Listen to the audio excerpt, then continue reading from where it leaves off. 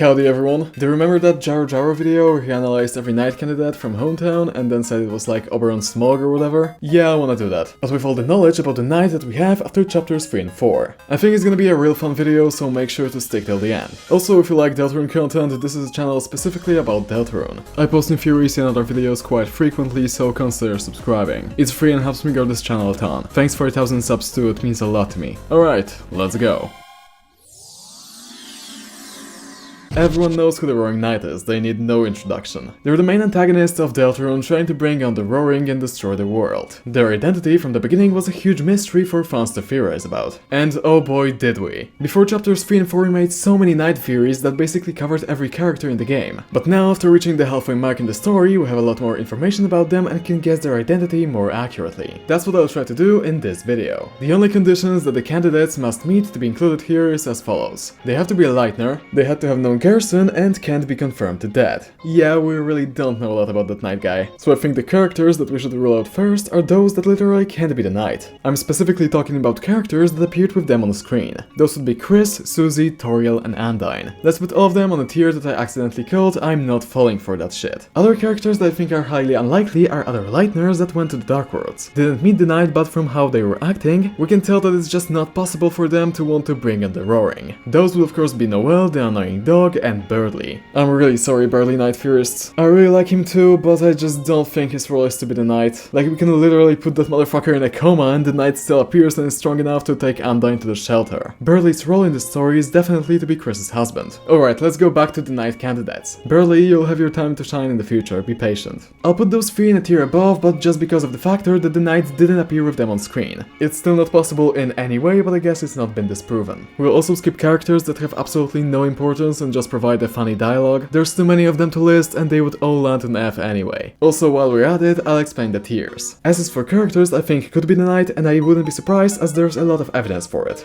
A tier is for characters I can also see being the NYTE, but it's much less likely. B tier is for characters that have some importance to them, but also a lot of counter evidence. C tier is for characters that could technically be the NYTE, but there's no evidence for it. And finally, F tier is for characters that can't be the NYTE, as it would be just really dumb. Alright, now let's go alphabetically through all of the applicable Lightners. Well, we'll leave the Holiday family for last, for obvious reasons I think, but still it's gonna be fun, trust me. There are a lot of characters that people still think are the NYTE even after we know they have antlers. I'm looking at you, Papyrus, we'll get to you. Always bet on Papyrus NYTE. Okay, the first Lightner alphabetically would be ALPHYS. Well, I'll be honest with y'all, I don't think any of the Undertale characters are the NYTE. They had their time to shine in that game, now the big bad should be someone specifically from the Deltarune universe, someone new. I really don't think giving this role to a character established in a different game would be good. The only Undertale characters I think could work as a NYTE would be Papyrus and ASRIEL, that's it. Because it would be so damn silly for it to be like Sans or METTATON. But I guess ASGORE and Undyne are working with the NYTE in some way, so who knows really. Still, I doubt ALPHYS is the NYTE, especially considering her shy personality, but let's take it seriously for the case of this video. What was JARA analyzing again? Means, motive, and opportunity. Okay, I think ALPHYS would have the opportunity to do it. She's a teacher, so she could have opened the first Dark World at school. She also posts anime reviews in the library and attends church. She knows Undyne too, although not very well in this timeline. It's honestly surprising how she's related to every single one of the NYTE's fountains and that she gives us info about the shelter. But she still has no motive to do it, and she doesn't look like the NYTE at all. There's not a single reason I can think of for her to open the dark fountains. Otherwise than, I don't know, making anime real. She's also quite weak and didn't know Garrison at all. Still, for the connections she has, I will put her on C tier. Maybe that's a bit high, but I find it interesting how she very well could have opened all the dark fountains we know about. Next up, ALVIN, the #1 NYTE candidate prior to chapter 3. I totally believed in the ALVIN NYTE theory, but how does it hold up after chapters 3 and 4? Well, it's definitely weaker, but I still think it's interesting. ALVIN did draw Garrison in the first Dark World. He's also the pastor, so church checks out. Not to mention that Garrison is a Darkner brought to life by a memory of a loved one. The NYTE had to have a personal connection with him. He could also make the fountain in the library, there would be nothing stopping him. When we ask him about the shelter, he says that we should stay away from it. And one of the codes to open it has the Deltarune symbol next to it. He's religious, obviously, so it wouldn't be weird for him to want to bring on the Angel's Heaven. He also definitely knows about Dark Worlds, as he tried to resurrect his father, Garrison, for one. The thing is, I don't think he's necessarily working with the NYTE. According to the theory that actually started my channel, Garrison was the one that ordered ALVIN to put his dust in a place he knew will become a Dark World. Garrison wanted to try to talk to the heroes and motivate Susie to change the prophecy. Gerson helped the heroes, so if ALVIN was working with the NYTE, I don't think he would want his father to meet them. This is the weakest aspect of ALVIN NYTE theory in my opinion. But it's just a theory and could be wrong, who knows really. I'll put him on 8 here. Maybe because I'm sentimental to the times before the new chapters, but I still think he belongs there. Amalgamates. This one's interesting. We know the NYTE is very amalgamate-like. You also become an amalgamate for injecting too much determination, which we know is necessary for opening the fountains. However, when I'm talking about amalgamates, I'm talking about the ones from Undertale. And they're all confirmed dead. So I really don't think it's any of them. Still, it would explain the NYTE's appearance and his connection with GASTER. However, the amalgamates would have no motive to destroy the world. That's why I'm putting them on B tier. I think that's a fair place for them. Alright, ASGORE. I know there are a lot of people that believe ASGORE is the NYTE right now, and well, he's too fake for that armor, dude. Nah, but alright, let's analyze this seriously. Obviously, it would explain why Chris works with the NYTE and doesn't want to hurt them. It would also explain why the NYTE doesn't swoon Chris. He wouldn't want to hurt his kid. It might explain why the NYTE wanted to take Toriel and Chris led them, maybe. ASGORE could definitely open all of the Dark Worlds. He had the opportunity to do so. In the description of the closet in which the NYTE was hiding in would also fit him like no other character. He works with Carol, who we know is closely working with the NYTE. Some believe she even is the NYTE itself, which we will get to. He wants to prove something to everyone and get his family back together, which could motivate him to bring on the Roaring. It's probably related to Des's disappearance too, so it's even more likely that he is the NYTE. He is related to every symbol in the shelter code, he knows the mayor as we stated, he was married to a religious Toriel, and he was the chief of police before resigning after some unknown incident. He also has a black shard, a weapon Chris can equip that dropped from the NYTE's blade. And last but not least, he will definitely be capable of bringing Undyne to the shelter for the light world. So far I would put ASGORE on S. It makes a lot of sense. But there are two problems. One of them is something I already talked about. He is already the final boss of Undertale. It wouldn't make sense to give him such an important role 2 times. And the other thing is the prophecy. ASGORE is mentioned there as the flower man trapped in asylum. The NYTE is referred to as the NYTE in the prophecy. It strongly suggests that they are 2 different characters. And the files call his prophecy Boss 3, with Tenna being Boss 2 and Queen being Boss 1. I'm pretty sure he will just be the boss of that chapter and not the main antagonist of the whole game. Toby probably saw the wasted potential in him after Undertale, the same way he thought METTATON Neo and Gerson were underused. That's why he will have an important role, but it will be different from the NYTE, even though there is a lot of evidence for him. Because of that, I will put ASGORE on B tier. ASRIEL Dreamer. That is an interesting one. ASRIEL is seemingly absent from the game and Chris is the only person that is in contact with him. Well, I don't know, that's what JARA said, leave me alone. Just like with ASGORE, it would make sense for Chris not to hurt him and for him not to hurt Chris. We also know he was close with Des. Her disappearance could motivate him to open Dark Worlds. ASRIEL's God of Hyperdeath form really resembles the NYTE's appearance and also resembles the Deltarune symbol. Deltarune is obviously one of the shelter symbols and it's highly possible he is connected with that one. He also used the sword for some of his attacks and he can fly.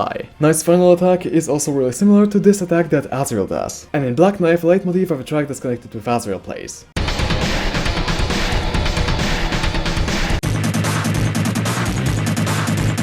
He could also be quite large and capable of bringing Undyne to the shelter. But, you know, he faces the same problem as ASGORE. He already was the final boss of Undertale. It wouldn't make sense for Toby to make him the final boss of both games unless he liked him as much as some parts of the fandom that are best left not mentioned. Also, Chris searched up when will ASRIEL come home, so he's definitely not in hometown. Unless Chris just didn't know about the whole Dark Worlds deal back then. But yeah, there's still a lot of evidence for ASRIEL being the NYTE, and he seemingly doesn't have a different role to fit in the story, so he goes on A. Blue Ears. Did you know that this is this guy's name? I always just called him Ice Cream Guy, I don't know. That's probably enough for him to not be the NYTE, like people hardly know who he is. Yeah, he could technically be able to open up the fountains. He resembles their appearance, but he has no connection to Carol, Des, ASGORE and Chris, at least what we know of. So he wouldn't have any reason to become the NYTE. His role in this game is to be in the whole Pizza Pun's side story, which I think is really cool, but yeah, he goes on F. There's really no evidence for him. Bratty. I think her role in the story is also just to be a comic relief character, just like she was in Undertale. The joke here is that her and CATTI apparently hate each other even though they're made to be friends. It's pretty funny, but yeah, it wouldn't make any sense for her to be the NYTE, there's just no evidence for it. Even if her appearance could technically work, or she could possibly open all of the fountains, it would just suck if we learned that the NYTE was Bratty all along. F tier. CATTI, however, also isn't the NYTE, but I wouldn't put her on F. She tells us the prophecy in chapter 4 and comments that Ralsei is cute. Then she quickly corrects herself that there are no pictures and she assumes it from the description. She also says that anyone could be a hero of the prophecy. What if she is just playing dumb, but she knows how Ralsei actually looks like and who the heroes are? Probably not, but it's still interesting. So I'd put her on C. How about CATTI's emo sister though? She used to be friends with Chris and they were both interested in the occult. They summoned a demon together which is speculated to be Friend. She's a cat just just like Friend, and she's best friends with Jockington, the guy who foreshadows the end of chapter 4 for us. She has an icon next to her dialogue, which suggests she's important. She also hates Susie for an unknown reason and cares about Noelle. This can suggest that she has connections with the holidays. She could be able to open all of the Dark Worlds, although I don't know about the church one. It seems pretty unlikely she would care about the prophecy as well, as she's not religious. She's not a strong candidate, but definitely stronger than a couple of others we've talked about already, so I'd put her on B. To close off the whole Kattenheimer family, let's talk about Catty's parents. Yeah, they aren't the knight, they're too whimsy and silly for that, and they also don't have enough importance overall. They go on F tier. Alright, who's next? CHARA. Well, that's easy, it's always their fault. I can't believe CHARA would do this, man. Alright, I'll be serious for once. CHARA is nowhere in Deltarune, and I doubt they will be important in this game. They were very important in the story of Undertale, but they're so closely related to the ALVIN system and Undertale only stuff like that I doubt Toby would make them the main antagonist of Deltarune. Deltarune is not an edgy Undertale alternative universe, come on. Of course, Chris has connections to CHARA, but at this point it's pretty apparent that they're their own character, and aren't literally CHARA like we thought after chapter 1. These connections are worth analyzing, but since Chris isn't a knight, I think it's silly to assume that CHARA is. F tier.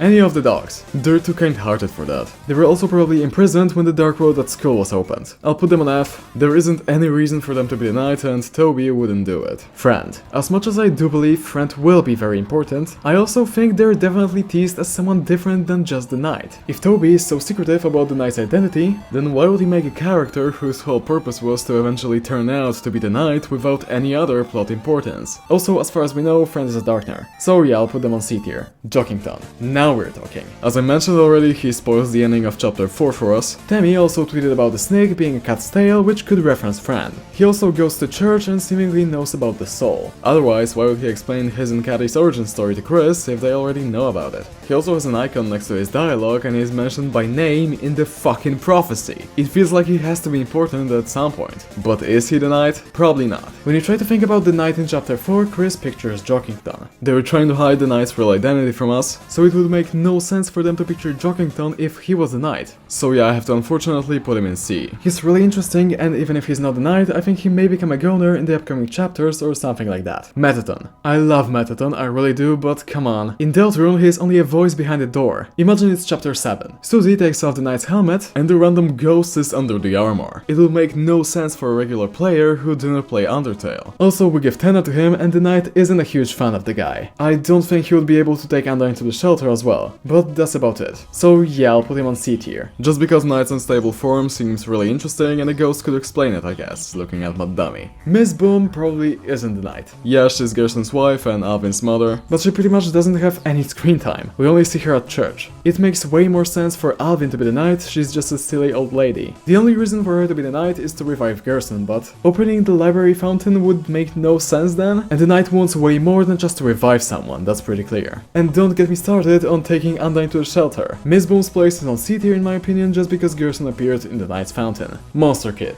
I mean, you know, I'm not the type of person to point stuff like that out, but they literally don't have arms. How they even open fountains and strike us with the black knife? Also, they clearly don't know what's inside the shelter, and yeah, they hate Susie, but they're scared of her. So I think it's safe to say Monster Kid should go on F. They are not the knight. Muffet. She's not here. And it's not like Papyrus that she's mentioned somewhere. No, she's just completely absent. Probably because she wasn't Toby's character. Still, it's pretty weird that such a major Undertale character that had the best boss fight because of the Purple Soul isn't in Deltarune. I really hope the Purple Soul will return in the future, but yeah. As cool as Muffet Knight would be, it's pretty much impossible for them to be her. So she has to sadly go on F. NAPSTABLOOK. Once again, they're a ghost like METTATON, so that could explain some things, but their case is similar to ALPHYS. Their personality just completely doesn't fit the knight. It's not like there's any hard evidence that disproves them from being the knight. Just based on vibes, I'm certain it's not them. But still, I think it wouldn't be fair to put them on F, especially because of the ghost aspect. So C will fit them alright. Okay, so Onion-san. They never leave the water, and they have such bad memory that they would probably forget their mission after opening just one Dark World. If they even would be able to open one, since, you know, no arms action. They don't look like the knight too, and couldn't take Anda into the shelter. I still hope they will be important, at least in the lakeside story, since they were absent from the last two chapters. But yeah, they're not the knight. Even after seems too high for them. Papyrus. Alright, S tier, thanks for watching, make sure to leave a sub and a like. Okay, we'll take this seriously. I really love the idea of Papyrus being a badass main villain, I totally do. He was my favorite Undertale character and I wish I could see a more serious and sinister side of him in a different Toby Fox game. This belief is probably like one of my favorite Undertale fan games, even though it is considered quite cringe, rightfully so. Papyrus being the knight would be really cool, and well, the Fury is still not dead, but it's definitely less likely after chapters 3 and 4. The knight's body is built very similarly to Papyrus's, but I don't know how to explain antlers, to be honest. But the biggest piece of evidence comes from Black Knife, as it has a dating tense leitmotif for some reason.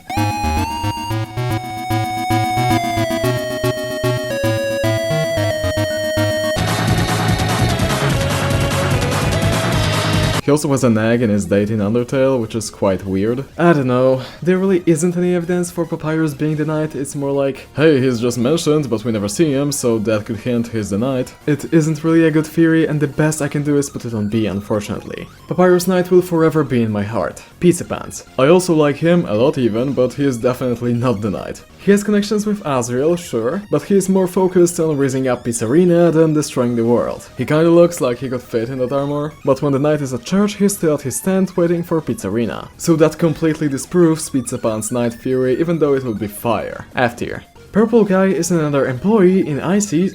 Wait. What the hell? Purple Guy! It's not them, I just wanted to make a FNAF reference, let's move on. QC. She's a weird character because she has some importance, but not enough for people to even know her name. Her case is quite similar to Blue Ears. She could technically open all of the dark fountains and all that, but she would have no reason to. So I'll put her on F tier just because why the hell would a random bunny be the main antagonist of the game? Before we continue, I'd like to ask all of you to sub to me. If you're still here, then you have to enjoy the video, so why not sub for more? As I said, this is a Deltarune only channel, and I am constantly working on new videos to upload. So make sure to stick around for a while. I would be very grateful. The Royal Guards. Yeah, I mean, I can see it with the helmet and stuff. At least one of them could be the knight. They go to church, so that's something. But once again, they don't have enough importance in Deltarune itself, and they're too pure for that. Let's let the guys just live their life. C tier, since there isn't any evidence for them, as well as against them, really. Sans. That's just stupid, I'ma be real. Sans was the main boss of the genocide route, sure, and he is still important in Deltarune. But his whole thing was that he defended the king and other monsters from getting killed. He wanted us to reset. Why would he be evil and want to destroy the world all of a sudden? Not to mention that Toby would not make Deltarune just an edgy Undertale alternative universe with an evil Sans as the main boss. Also, the knight is quite tough and Sans has 1 HP. His role here is to raise up Toriel, which will probably be important in chapter 5 with the whole Inferno of Jealousy stuff. Aside from that, he's just a joke character that's supposed to foreshadow his brother being the actual Roaring Knight. I had a hard time deciding between C and F, but let's settle for F actually, with how much arguments there are against that theory. Scarf Mouse. Okay, well, you see, she babysat Noelle and Chris when they were children, and Noelle was scared of her, so that's something. Yeah, it's probably not her. She's probably only there for that weird out mice Easter egg, so yeah. I don't know what I was thinking. F tier, sure. SHYREN. Yeah, it's probably not her. She's singing at church, so she might be religious. So this says the knight has to go to church. But you know, it's SHYREN. I can't really picture her being the knight, and the only reason she's in the choir is because she's related to singing ever since Undertale. Not to mention her appearance. Unfortunately, F. Snowy. It's a very similar case to Monster Kid. His Chris's classmate doesn't seem to know much about the shelter, he's scared of Susie, and he doesn't really have hands. I really doubt it's him, so yeah, he goes on F just like Monster Kid. TEMMIE. Alright, now we're cooking. TEMMIE is related to the ex. She's also singing the Don't Forget song, the main song of the game. When the light is running low, and the shadows start to grow, and the places that you know seem like fantasy. However, I don't really think they would make TEMMIE's self-insert the literal main antagonist, because as much as her singing raises an eyebrow, she still seems more like a joke character than anything else. So yeah, I'd put her on C. The Warrior. It's that guy from ALPHYS. Their face is pretty similar to ALPHYS' mascot, and they talk in fantasy terminology. They're very strong and terrorize customers with war chants. Even though they're at the hospital in chapter 1, they're fully recovered just a day later. I guess there really isn't anything that would disprove that they're the main antagonist, but I think they're not important enough enough to a regular player for this answer to be satisfying. I'm debating between C and B, but come on, they're not on ASGORE's level. C it is. The vessel. Okay, I'll be fully honest. I think there's a high chance they're the NYTE and it would make a lot of sense. It would also be a satisfying answer, finally. It's technically the first character that we see and we create it on our own. It's supposed to be our body, but the narrator tells us that no one can choose who they are in this world, and then we wake up as Chris. The vessel has seemingly been discarded, but fans have made theories about its return for a long time. We don't really know how stable that body would be, so the NYTE's real form could be explained by this theory. But wait, Chris can't enter a dark world without us, right? They can't enter it without a soul. So how could the vessel do it? Well, since we are in Chris's body, then why can't Chris's soul be in our vessel? Or at least the darkness from their soul. They hit a lot of similar poses to Chris. It feels they're strongly connected. Also, obviously, a monster or any other being with a human soul is way stronger. So it would explain why the NYTE is so tough and why they have the determination to open fountains in the first place. Hell, I'll be completely real. I think this theory is great and would be a great twist. Imagine Susie finding out that the NYTE is a weird gunner body with Chris's soul inside. That would be such a satisfying answer and a great way to bring back the vessel. S tier, absolutely. WD Gaster. The character foreshadowed since Undertale to have a huge narrative importance in Deltarune. After chapter 1, we all immediately thought they are the NYTE. It just made sense for them to fill that role. References to them were everywhere. Garbage noise, sound from the shelter, wrong number song, and much